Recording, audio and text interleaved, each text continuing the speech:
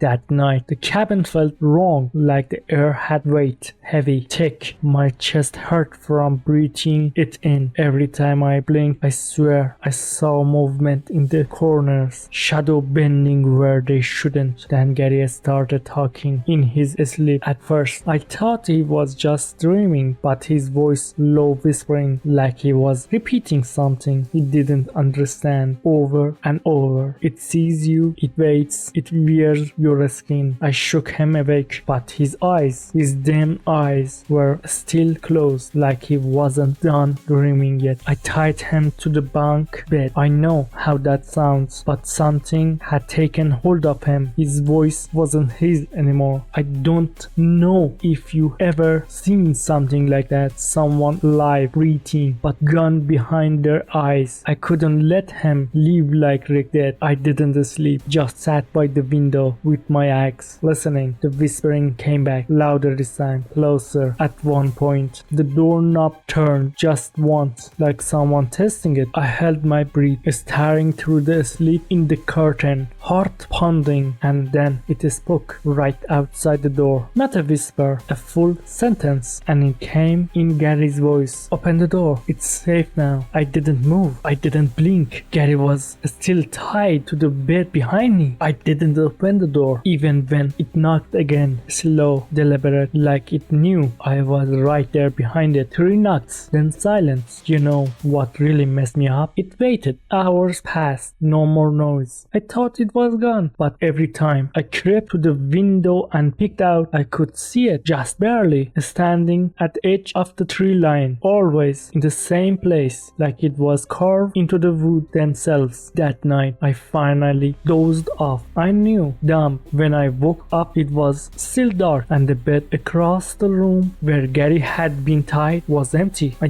jumped up so fast I knocked over the chair. Ropes still there, tied, but Gary gone. No sound, no creak, no struggle, just gone, like he vanished into thin air. But here's where it gets weirder. When I checked the front door, it was still locked from the inside, deadbolts and all, no signs of breaking in. And then I heard his voice again from the bathroom. Hey man, you awake? I froze. That voice was calm, too calm, like nothing had happened, like we weren't in the middle of some nightmare straight out of a Lovecraft story. I grabbed my axe and crept toward the bathroom. The door was cracked open, just a bit, the light inside flickering. Then I saw it, a shape in the mirror. It looked like Gary, same face, same clothes, but its movements were wrong, too slow, too smooth, like it was mimicking a man, not being one. And its reflection, it smiled at me, but Gary wasn't smiling. The real Gary never smiled like that. Let me out, it said. Everything fine now. I slammed the door and jammed a chair under the handle. My brain was on fire. I didn't know what was real anymore. I just knew I couldn't trust anything that talked in a familiar voice.